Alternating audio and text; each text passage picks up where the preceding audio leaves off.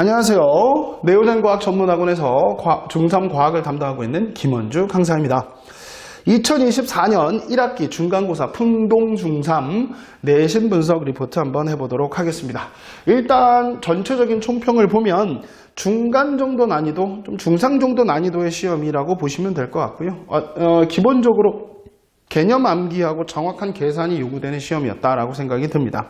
일단은 작년 기출문제와는 비슷하게 나왔고요. 그리고 이제 다른 학교와 좀 다르게 지금 풍동중 같은 경우는 2단원과 3단원, 즉 지구과학 파트와 역학, 물리 파트가 들어갔기 때문에 외울 거랑 계산 문제가 조금 병행되었기 때문에 조금 더 공부할 양이 많았다라고 생각이 듭니다.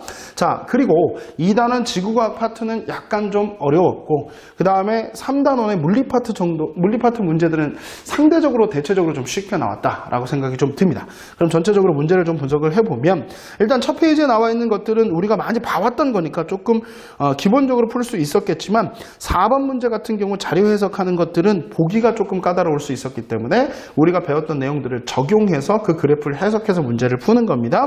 그런 부분들이 조금 어려웠었을 것 같고요. 그 다음에 두 번째 페이지를 보면 기본적으로 우리가 많이 봐왔던 문제, 포화순기량 계산, 구름 생성 과정, 기압 같은 것들 충분히 풀 수 있었던 것 같고요.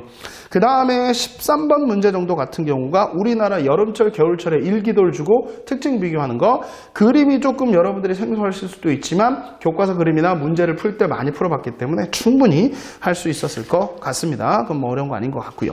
그 다음에 역학 파트 문제 중에서는 이제 15번 문제 그래프 활용 문제, 17번 문제 그래프 활용 문제인데 이 그래프를 활용하는 문제들이 친구들이 많이 어려워합니다. 그래서 역학적인 부분에서 그래프를 어떻게 계산하고 우리가 요구하는 걸 어떻게 구하는지를 조금만 디테일하게 공부를 했다면 충분히 우리가 풀 수 있었던 문제였던 것 같고요.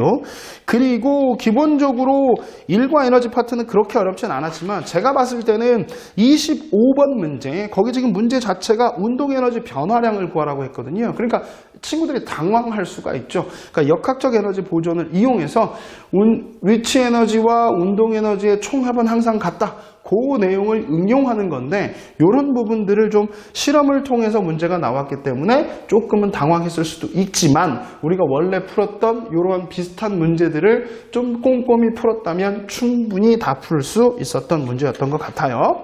그래서 마지막으로 전체적으로 정리를 좀 하다면 시험 범위가 2단원, 3단원으로 좀 튀었기 때문에 다른 애들에 비해서 공부하는 것들이 조금 더 많았을 것 같고요.